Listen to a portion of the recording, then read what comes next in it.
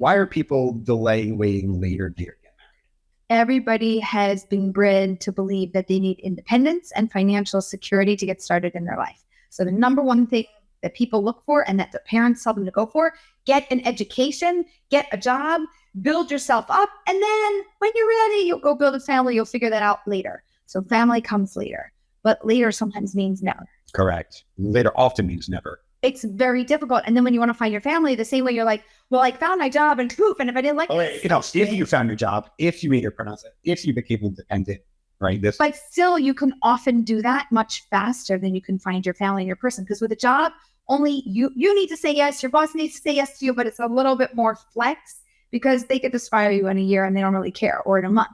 With a person, divorce is not like what everybody's going for. They're going for a lifetime relationship. So I got to pick you. You got to pick me. And it's all going to happen at the same time. We'll do every day. Oh, by the way, now meet my family.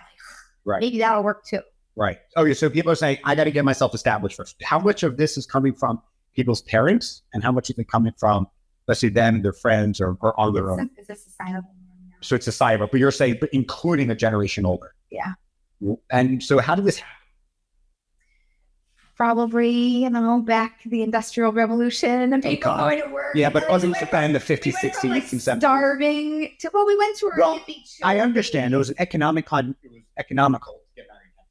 You absolutely needed that at one point. It also was but we were not there. Strong value. You weren't valuable in society unless you were married. Now the opposite's true.